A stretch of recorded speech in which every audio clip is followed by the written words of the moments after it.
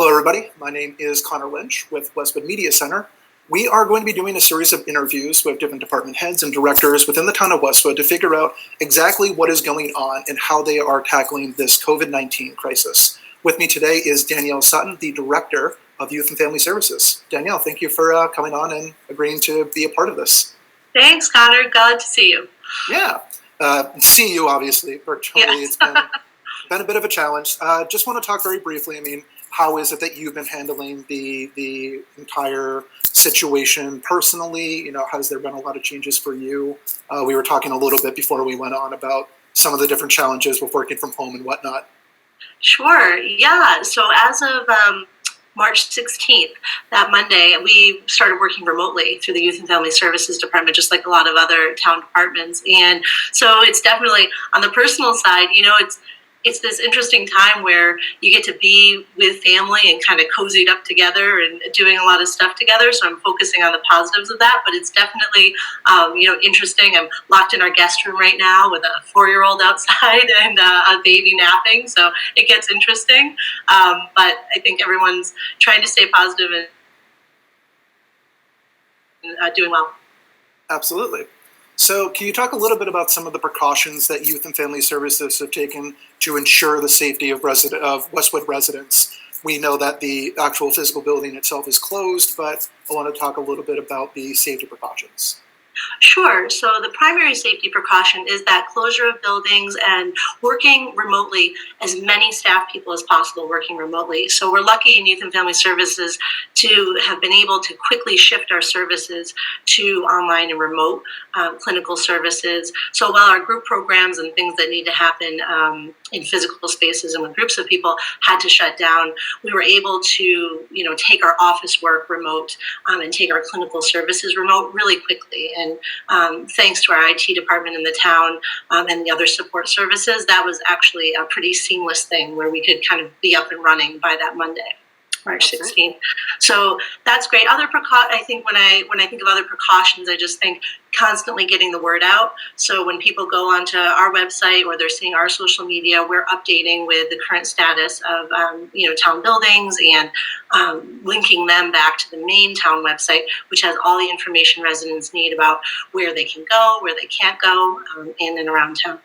Could you tell me a little bit about how residents might still be able to contact Youth and Family Services if there's no one physically in the building or if there are staff members there? What's the best point of contact? Absolutely. So the best point of contact for Youth and Family Services is phone and email. We have our phone and email on, and we're able to constantly check that. So if we get a voicemail, we can see that on our email, and obviously we can see emails. So our phone number is 781-320-1006.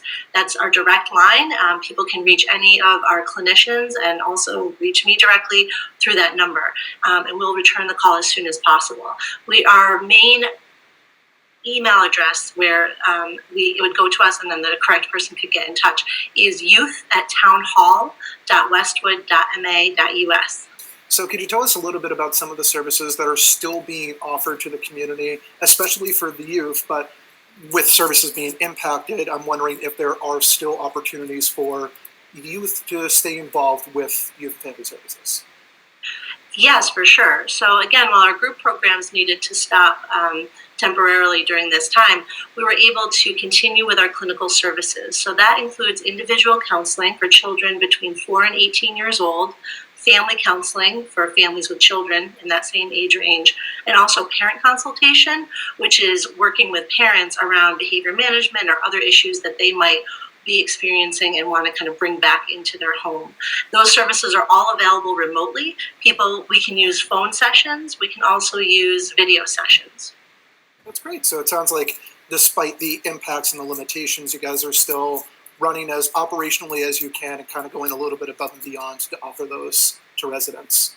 Yeah, we feel really lucky to be able to do that and to have had those supports in place through our IT department and our other supports so that we could just really quickly get into it. Also, things have happened out in the larger community where they have, broadened what kind of video sessions you can do for mental health, and being able to do phone sessions initially instead of having to meet in person. So of course it's not ideal. We would always want to, have that in-person connection with someone, but we do feel glad that we can start up services for someone new and that we can continue services for people that were receiving them during this time. And I think we're all going to walk away from this experience being a lot more adept at technology and adapting to those types of things. So, silver linings, I think it's very good that we can continue to offer this stuff, especially in different types of situations in the future. Definitely. And I think the population with which we work at Youth and Family Services, that 4 to 18-year-old population, they're very comfortable in this medium. So we're kind of like joining in as the old people, and they're like, welcome. Yeah, this is how we do things. Absolutely. So do you have any other information or any other resources that people might be able to access at this time outside of just what Youth and Family Services provides? I do. There were 4 main resources that I really wanted to highlight for residents and point out to the community. 2 in the mental health realm. So there is the William James College Interface Referral Service. That's INTERFACE, the Interface Referral Service. That's always been available to Westwood residents for about the past 4 to 5 years. And so that's a program where any Westwood resident can contact the Interface Referral Service, and they can get connected to a therapist who meets their needs, uses their insurance, kind of fits all of their criteria. Now more than ever, I think it's important to highlight that resource because William James College is fully functioning. They're remote, but they were able to, be seamless in their transition as well. So Monday through Friday, 9 to 5, any Westwood resident of any age can contact the Interface Referral Service, let them know what their mental health needs are, and that service will, for free, connect them to therapists, and they've updated their system to reflect those therapists that are able to provide phone sessions and video sessions. So that's a fantastic resource, and we really encourage people to use that. There's another mental health resource in case someone found themselves in need of emergency mental health services, and that's the Riverside Emergency Services. And that is a program that's very close by in Norwood. They also have the ability to come to people where they are. And that is something, if you had a critical mental health need that required an emergency type response, you could call Riverside Emergency Services, and they are an essential service, so remain open and up and running at full capacity. Excellent. And I almost forgot to say 2 local resources that I think are really important. So Interface Referral Service and Riverside cover many of those mental health needs. On the community resource side, we have Westwood Community Chest, and it's important to point out that they're there and they're available to any Westwood resident to help with financial assistance for things like rent, mortgage, utilities, medical bills, and they are there year-round all the time. But now more than ever, we know, and they know that they will be expecting more residents to access that financial assistance because of things like forced closure and layoffs due to the COVID-19 public health crisis. So Westwood Community Chest is a place that residents should definitely check out, spread the word about. If they don't find themselves in need, they might want to donate. And a similar resource is the Westwood Food Pantry.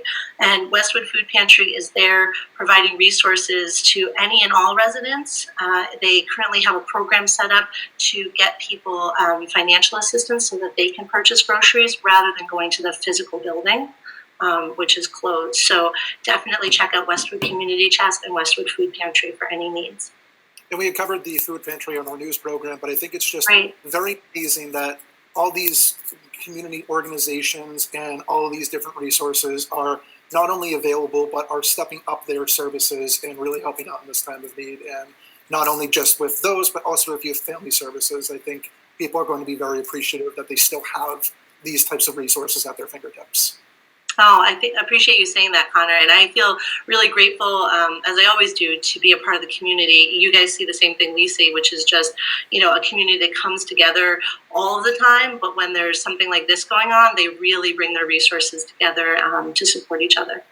Absolutely. Danielle, we want to really appreciate you taking the time to talk to us today and go over all those programs. For anybody who's watching and wants to access those, we will feature those in the description and also on screen so that you can follow along and use these resources as you see fit. So Danielle, again, thank you for the time. We appreciate it. Thank you, Connor. It was good to talk to you. You as well.